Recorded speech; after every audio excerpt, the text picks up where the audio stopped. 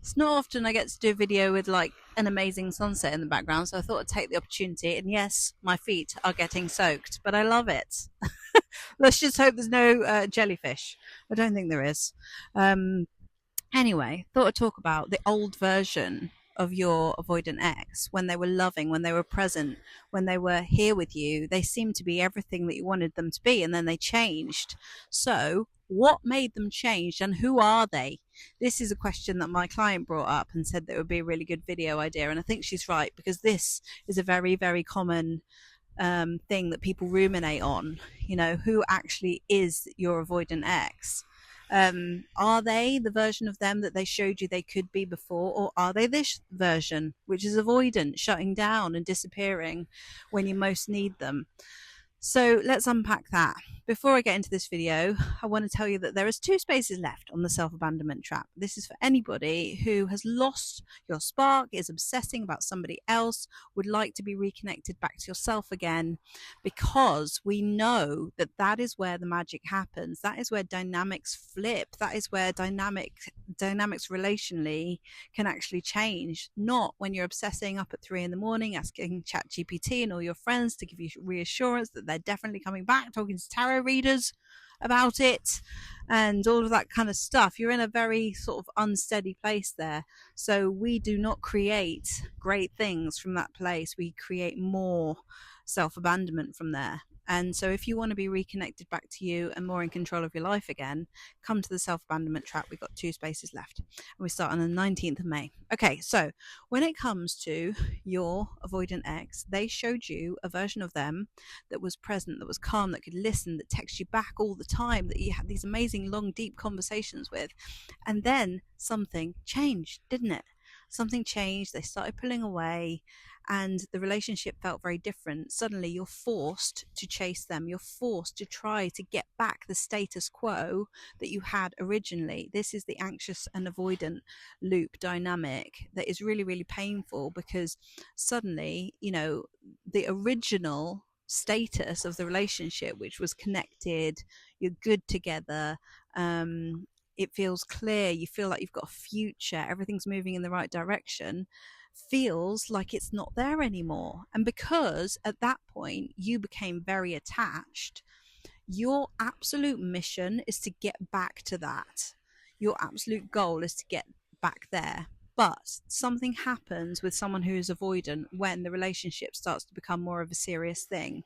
They start feeling their fear of engulfment, their fear of their shame coming up, their fear of being seen, their fear of being abandoned. Essentially, both people are scared of abandonment, but they express it in different ways, right?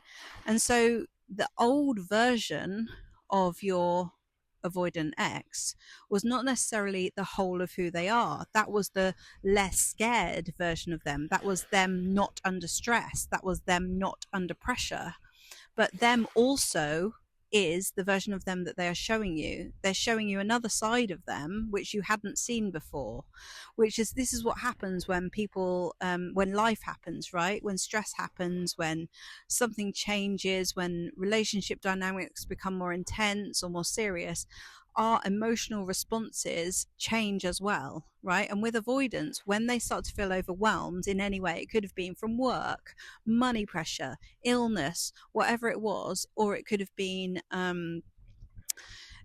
just been the fact that they got triggered because they started to feel like they were going to be really, really seen. So that something was activated in them, and you know your person more than me, but something was activated in them for them to start to pull away and shut down. And that they are showing you is part of their coping mechanism right now. It's how they deal with life. It's how they deal with stuff. When shit hits the fan, when life gets harder, that's what they do. And it's not just that they were that version of them, they are also this version of them. So when you're thinking you want them back, you have to admit and say to yourself, the reality of it is that you want this as well, because this is also who they are. So they didn't show you that before, and what you want is for them to just always be that way. But that would require life to never be stressful. That would require them to never be triggered emotionally in whatever way they were triggered, right? So that's an unrealistic expectation. What we really want is for them to acknowledge this within themselves and to do the work on themselves. That's really the ideal situation. But remember, this is not just about pointing the finger at them. It's not just about blaming them for the way that they shut down, because they are showing you something in you, which is how much you needed to abandon yourself in order to keep the connection alive, and how much you had to ruminate, obsess, and think about and analyze this, which caused you to leave yourself in order to stay connected with this person who had shown you their life's coping mechanisms, right? So when you're thinking about the old version of them, that old version of them is not all of them. It's only part of them. It's part of them when they are not stressed, when they're not triggered.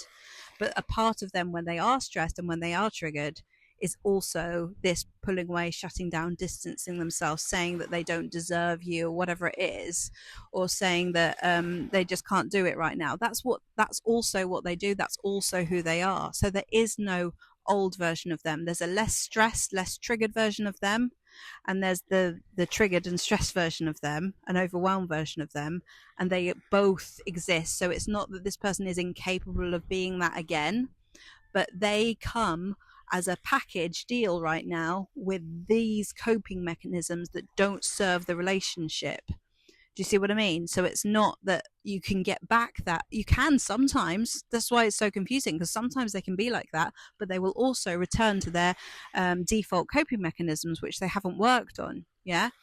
So your job is to not leave yourself when they do that. Your job is to not take those coping mechanisms personally, is to see that that's what they do, and that the kind of fantasy of them being the way that they were before all the time is just a fantasy. They can't always do that because they've literally shown you now that they can't. They've shown you another side of them, which you have to take into account.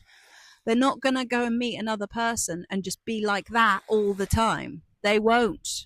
They won't. This is their coping mechanism, the shutting down, the distancing, all the other stuff that avoidant people do, and it's not to say that they couldn't change if they invested.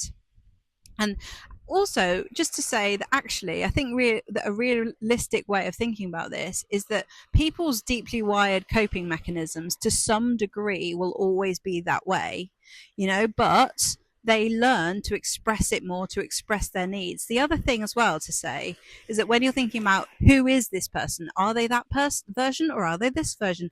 They don't even know themselves. They are severely disconnected from themselves, just like you are when you abandon yourself to try and keep the relationship intact, right? They don't know themselves. They don't know if they are truly that way or this way, because when they shut down and they disconnect, they are not in touch with their authentic self, because they struggle to express what their needs are, what their feelings are. They hide when they feel shame. So they don't know how to stay in connection with themselves either. So they themselves don't know who they are yet. They might in the future discover that, just like you. You can do that. You can discover who you are in this place, in this journey, because every time you're focusing on them and what they need to do, you leave yourself. But actually, they've given you the gift of realizing how much you left yourself in order to keep the connection intact. That was your survival strategy. That was your coping mechanism, to overgive, to overanalyze, to be the emotional carrier of the relationship. That's something you can work on, right? And you can't expect them to change without thinking that you also need to do the work as well. And that's why I created the self-abandonment trap, for you to literally not abandon yourself, right? For you to actually give yourself 6 weeks of truly connecting with yourself. Because it's all well and good thinking, okay, all right, I know about avoidance now, and hopefully they're going to get this. But it leaves you powerless, doesn't it? All you can do is discover who you are without your coping mechanisms. Who are you when your ego dies? because I saw a really good video actually by Peter Crone, and he was saying like whenever we're pointing the finger and blaming somebody else and thinking they are the cause of my misery, we want to be right, and when we want to be right, we are fueling our ego that does not want to die. But the true transformation is when we stop trying to be right and we actually just focus on ourselves instead. And we let go of the stories that keep us in a victim state. And that's really, really powerful and deep work to do. It's easy to blame them. It's easy to go and watch another video on avoidance and about when they're going to come back. It's easy to reassure yourself like that. It's not easy to sit in the discomfort of not abandoning yourself when you want to because you're so uncomfortable. You're so uncomfortable with your own abandonment issues, okay?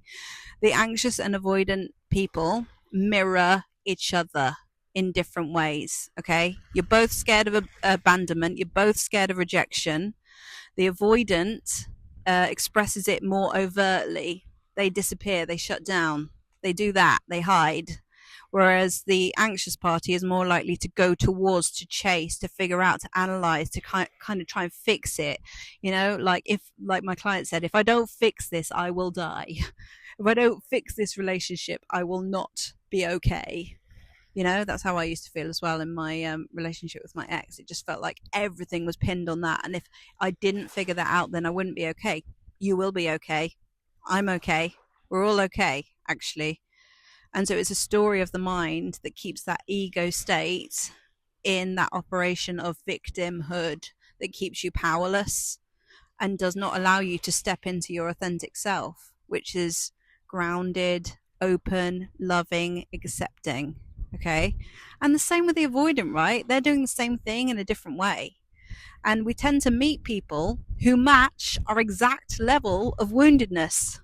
So it's all well and good focusing on their woundedness, but now it is time to focus on yours, right? And that's where the real shifts start to happen. Like, think literal 180 dynamic shift type shit.